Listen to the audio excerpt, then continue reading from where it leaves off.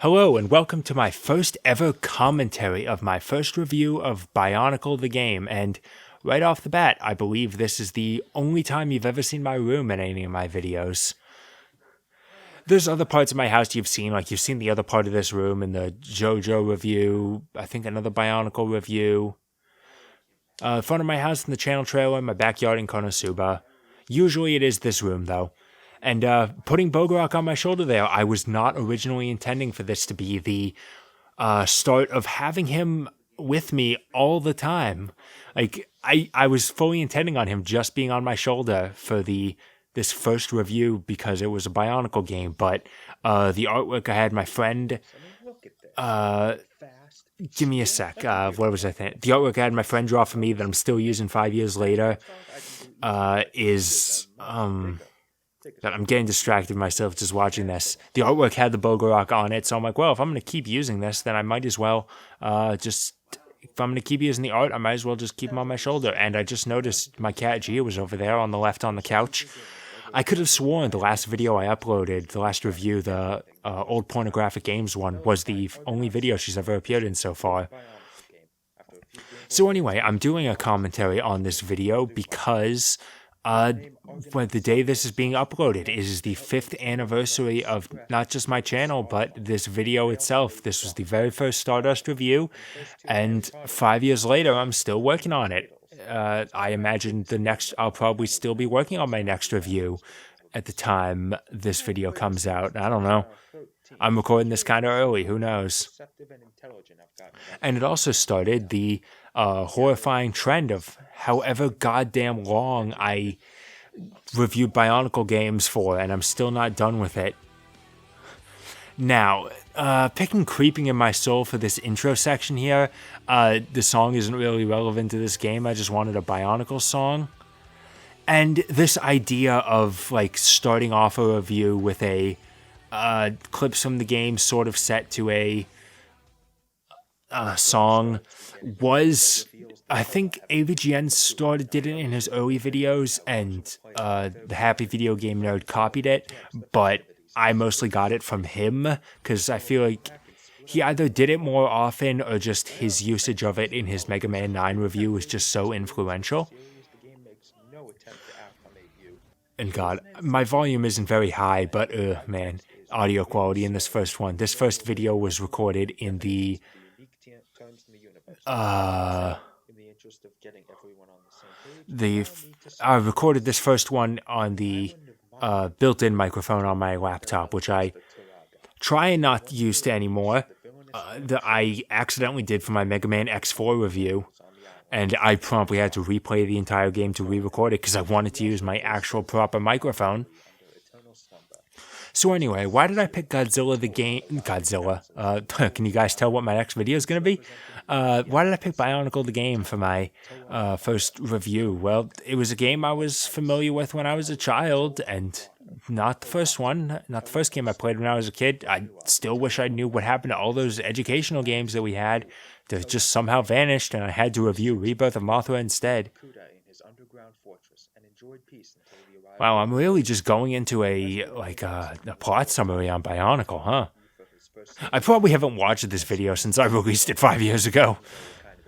I also did not watch it in preparation. I figured like, it is past 11 at night. I'm tired. I don't want to watch this video and then immediately commentate on it.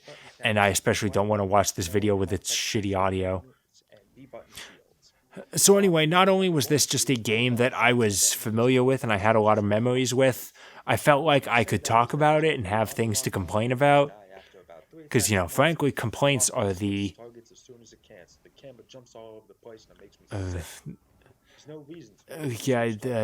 goddamn, my voice is really bad. I mean, just in general, yes, but I can't keep my thoughts together. If you guys don't watch my live streams, this is usually what it's like, except for the fact that I don't have something that I'm trying to keep talking on, and I usually end up completely abandoning most topics I'm talking about. So the other reason I chose Bionicle the game for my first review was because I had just bought it again. Instead of just having that old Mac version I had no means to play anymore, I had just bought it for the GameCube with the intent of recording an LP for it for Jank. If you guys have been here since the very early days, you might remember when I was linking to that channel at the end of every review I made, and man, we have not done anything with that channel. I've instead moved Let's Plays over to my channel, bitch. I take control. Love you, Noah, but fuck you. I do it now. And I used the same footage for both a Let's Play that I completely edited. I had uploaded the raw files to my channel, and we never did anything with it. And to make this review. And making a review was honestly sort of an ambitious thing for me, because at the time, my only real experience with editing was I had done a couple Let's Plays, except I had only recorded the raw footage of it and edited it together. I didn't do any of the layering the commentary over it. Even shooters have some kind of more ammo to compensate too. Anyway, see, the problem is I keep trying to listen to myself to actually properly commentate. They're certainly not the best 2003 had to offer. The texture quality is quite poor, but it's overall not terrible. I have actually played this game a couple more times since I reviewed it, because it really is just super fucking short. And I did it. I think I did it 1 year, in 20. I was intending to play it December of 2017. It must have been 2017, but 2016. Okay, it was December 22nd, 2016, I played it again just to commemorate the 1 year anniversary of this video, even though I just played it by myself completely privately. And then I intended to do it for 2017, but at the time, OBS was having weird issues where it wouldn't stream if I was trying to play a GameCube game, and technically I haven't tried streaming a GameCube game since then, so I have no idea what the hell the problem was. And that's why I have a Let's Play on my channel that is still labeled Bionicle the Game live stream. It still has a thumbnail. And then as soon as it starts, you just see me fucking around with it for a couple minutes, saying okay, I have no idea what the hell's wrong with this. We're going to play something else. And then I started playing Freedom Planet. Oh yeah, this little part here where I'm yeah, other music that fits here. Honestly, I'm never going to be able to unhear Be Cool, Be Wild, and Be Groovy with this Kopaka section. It's good shit, alright? And the fact that Sonic 06 has a section that's super similar to the Kopaka one is also not... it's also a weird coincidence, I guess. I might not have played Sonic 06 at the time I made this review. I forget exactly when I bought it. I would have been super familiar with it, though. I'd seen Let's Plays. I knew what I was getting into when I bought it. And then there's the voice acting. Still one of the biggest mysteries I have about gaming. Who the hell are these voice actors? They're not credited in the game, and no one's really figured it out. IMDb has a couple names listed. They say that Tahu is voiced by Travis Willingham, Pohatu is voiced by Jim Ward. I have no goddamn idea if they're true or not. I don't really hear their voices. I don't know where the information came from, whether it was just some guy speculating and he just posted it on IMDb. Yeah, that's probably it. And this exact one here, big one, Makuta is voiced by Sean Schemmel. Is that true? That is easily the most cited example of voice acting in the game. Most people will say that. It's generally accepted as fact. It's on IMDb, it's on TV Tropes. I want to say it's on a Wikipedia page somewhere. And for the life of me, I cannot find any evidence of that. It doesn't sound like his voice, but Sean Schemmel can surprisingly do very good voice masking. Black Doom sounds absolutely nothing like Goku. So I'm not immediately discounting it could be him, but God, I don't know why anyone would think it is without proof. Is it something that was deleted from the internet a long time ago? One of these days I gotta just ask the Bionicle subreddit, hey, is there any evidence of this? Or is it just something that's been passed around as fact? I want to know. which is the brain of a Bogart, just so you know. And another part of me wants to know, like, if they were doing this voice recording for this game around the same time Mask of Light was being worked on, why the hell didn't they just use the same voice cast as the movie? Because they were actually pretty good. I mean, they reused some of the exact lines, like right there. We just saw Tahu going, "Chronicler, sightseeing, are you?" That is an exact line from Mask of Light. And he somehow just decides not to. They just didn't use the voice actors. I don't know. I feel like it would have even been cheaper to record them in Canada, like in the movie that is much better than this, and I still haven't reviewed, and I also still don't own. I swear, every time I go to the thrift store, I check the DVD section because I'm like, hey, Bionicle movies should not be hard to find at a thrift store. Maybe one of these days I'll finally find a damn copy. I got Legends of Metro Nui at a thrift store. Web of Shadows I just bought on Amazon because I'm like, yo, I don't want to search for it. I just want to own this movie. And I actually just rewatched the movie about 2 months ago because it had its 15th anniversary. And yo, I'm just saying, Web of Shadows holds up. It's a damn good movie. And if you think I might go into more detail reviewing it one day, I mean, maybe. I don't know. But honestly, I think Scarfulu's reviews of the Bionicle movies are good enough. His Web of Shadows review actually has a lot of interesting ideas that I never would have thought of, like the whole noir connection. I think actually is. And right here, yeah, I'm talking about the I was talking about like Kopaku having like a stealth section with his X-ray vision. Like, I forget if I exactly said what I was thinking, but like basically Kopaku in a Batman Arkham style game where his X-ray powers with his mask are the replacement for detective mode. Like, yo, I mean, it would have to be like a game where every character has their own very distinct gameplay style, and that's just kind of a bad news all around, but there's still absolutely a chance to make a... Okay, no, I actually mentioned it exactly in the review that Sonic 06. Sonic 06, have you no shame? And actually, it's very possible that I recorded that. I don't know. But I think there is still potential for a good Bionicle game that barely exists even after reviewing every single one.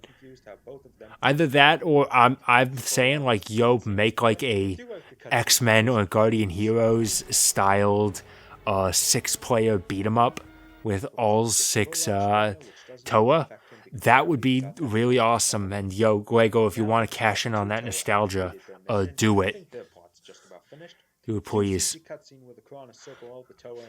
And this section here was just like, oh, all of a sudden, all the Toa are Toa Nuva now, even though we barely saw any of the original ones. Yeah, Bionicle, the game, was subject to a lot of cut content. It amazes me that Liwa's level was cut, because it was like the first level that was shown off with the game. It seemed like it would have been the one with the most work done on it, yet somehow it was the one that was cut. That really doesn't make much sense to me. Rushed. What with the Chrono not meaning anything and the source of the Borak not even being addressed. Probably also explains and man, God, some of that beta footage actually does look a lot better than the game we got. But really, the quality of the final product, I don't know if it is strictly due to rushed content, or if it's also possibly due to the fact that Argonaut really didn't give a shit. It certainly doesn't look like it very much.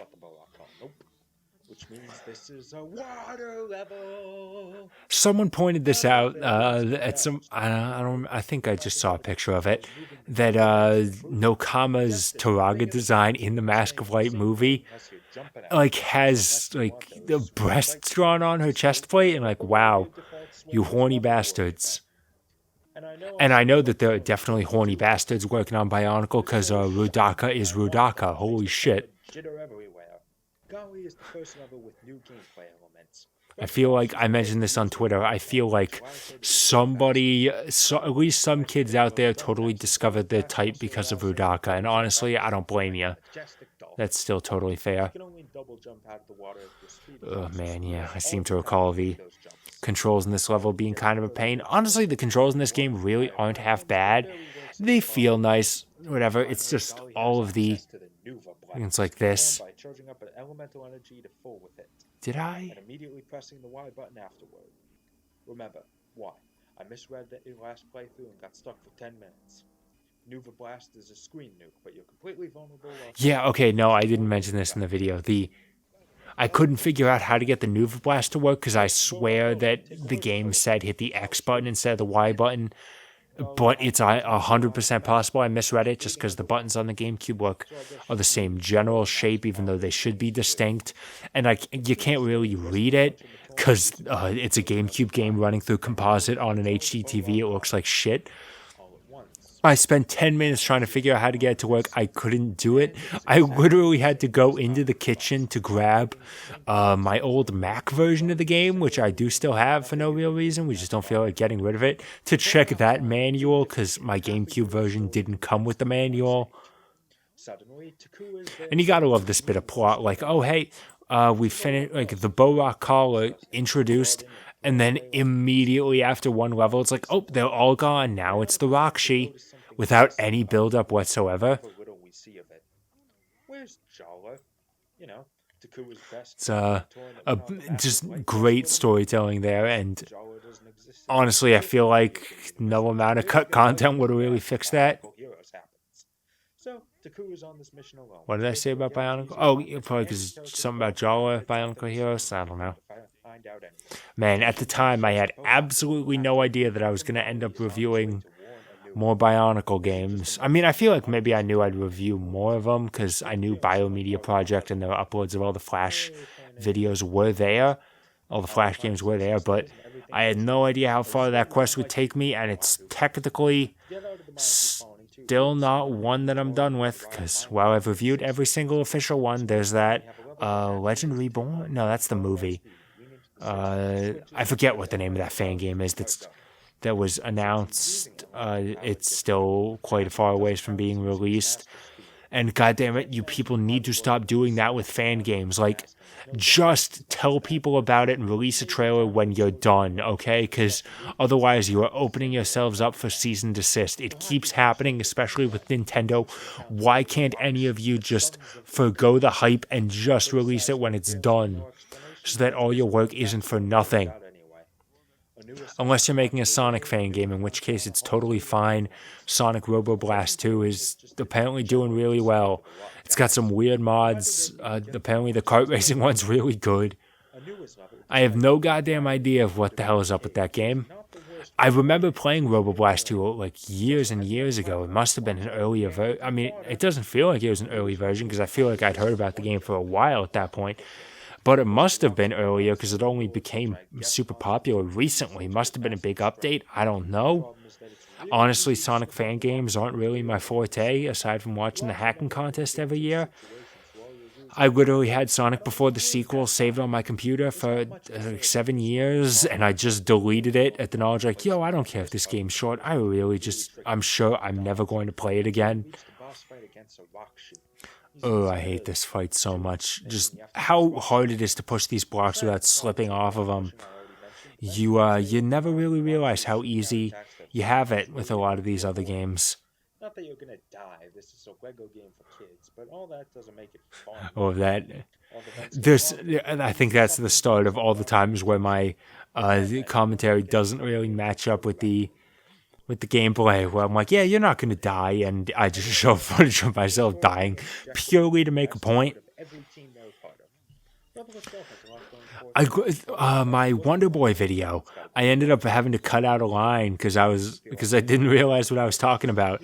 When I was talking about Wonder Boy Returns, I made a comment about how Sega's name just isn't on any of the marketing materials for this game. And then as I was watching over like the trailer, looking at the box art, I realized like, oh no, Sega's name is 100% in here. So I had to cut out that line, otherwise I would have been a complete idiot. And I complain about how difficult the platforming is in this section, especially that part with the not Garak, that's last story. Can you tell what live stream I'm gonna finish tomorrow? When I'm recording this, whatever the name of this bird is. which is this section in particular where you have to follow a Gakko, that's what it is. But the platforming in this level is really difficult. I remember when I had the Mac version of this game, there was a FAQ section on Feral Interactive's website who did the porting process for the game, where like it's general stuff like this element of the game isn't working, and they offer like a technical answer and support for that.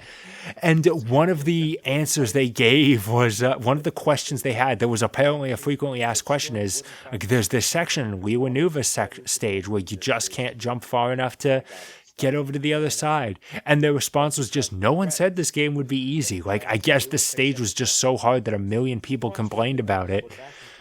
I don't know. I mean, I remember the stage being difficult, but the part they had trouble with, I was fine with. And that one little section there where I was like, yeah, oh, he picks up a Krana. Oops. And it just cuts back to me. That is 100% inspired by, aka ripping off Some Call Me Johnny Sonic 06 review, where he's talking about the part of the game where Silva and Shadow go back to the past, and Silva gives Elise the Chaos Emerald she has at the beginning of the game. Man, Spy Kids 3D reference. I feel like that really is one of the movies I watched most as a kid, so it has stuck with me. I swear I used to own a Spy Kids 3D game for the computer, and God, you have no idea how much I wish I could find that case with all my old games, because I would love to review that. Or at least just talk about it, do a live stream on it, something. I just wish I knew where it was, and it's a weird Spy Kids 3D game. I'm probably not going to be able to just like find it on the internet to download. I think there's a GBA game, so maybe when I get a Game Boy player, I'll have to review that one. I'll do them both, fuck you. Not only does he have rubber band AI that always keeps him close. And that other section of, yes, I don't have footage of this. I feel like maybe with my first review, I wrote the script before I recorded it, which is 100% opposite of the way I do it now, strictly because of that, I don't have footage of this. Unless I'm specifically making a real point like this was a serious issue I had, even if I didn't record it.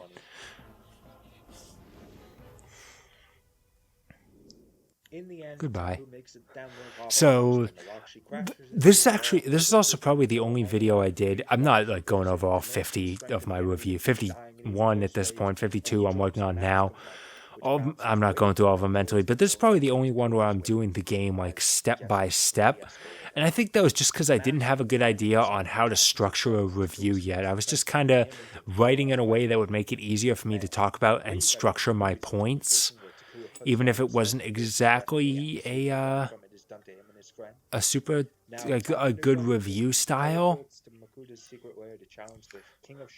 And even honestly, even for years after my reviews, there were still sections where I was like, I didn't put my points in the correct place. Like, I want to say Mega Man Zero, there's a comment complaining like, well, you just jumped into graphics and music with absolutely no lead in, and then you just stopped and continuing on with your point.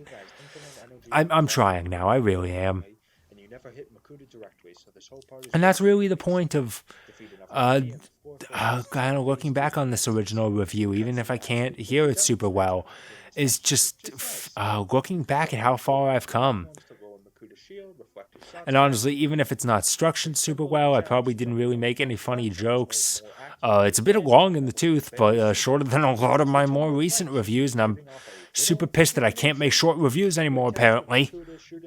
But I'm still proud of this video. I'm still happy that I was able to get started with this, and even if this video only doesn't even have 2,000 views yet, which is honestly still pretty good for my standards, I'm happy that I've kept going, because making these sorts of reviews is just something I enjoy. I like being a person on YouTube who doesn't hide behind a persona and just talks as themselves, isn't trying to be overly comedic, and is just being factual, just being real. That's exactly the sort of person I want to be on YouTube, and that's exactly where I started. It's where I still am, and I'm happy with where I am, even if a lot of my improvements have been really slow. Like, good lord, I am terrible at audio balancing. I'm better. I did not do any balancing for this review. All the audio levels are 100% where they were, and I only started adjusting volume probably in the next review.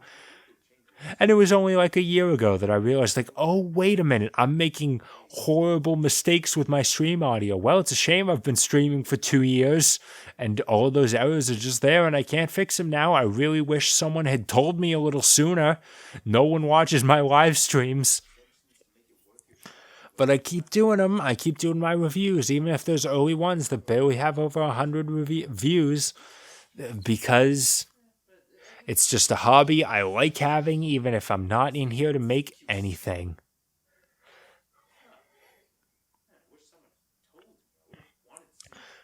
Oh, this is probably even before I had like an out. Did I even have like my outro card yet? No, wow, okay. That video just completely cut out. Man, this must have been the early days. I wasn't even telling people they should subscribe to me yet. That's apparently something you're really supposed to do on YouTube. I feel like non-creators don't know this, but people always say, like, yeah, you actually do tell people to like and subscribe on your videos because it really does work. And I try not to be bad about it. Like, I try to just... Like, I just say at the end, like, subscribe and text. I link to my Twitter account. I'm not begging. If you show up, I'm happy for you. I'm so happy you guys are watching this. Hopefully you're watching it now. Even when this has just been nearly half an hour of me rambling with barely a point, and it kind of defeats the purpose of doing a commentary. If I'm not doing a commentary on the video I'm watching, I'm basically just talking and sounding like a complete and total moron. And I'll keep doing it because I said that I'm making my videos to be real, and that's just kind of the real guy I am. I'm terrible at talking, and this is the only way I can keep my train of thought going. And keep going it shall. Thank you so much for bringing me through 5 years of this. And I'm not going to say, like, here's hoping to 5 years more, because really I have no idea where the hell my life is going, but I'm happy to just keep going through this horrible storm with you guys. Thank you so much, and see you next time.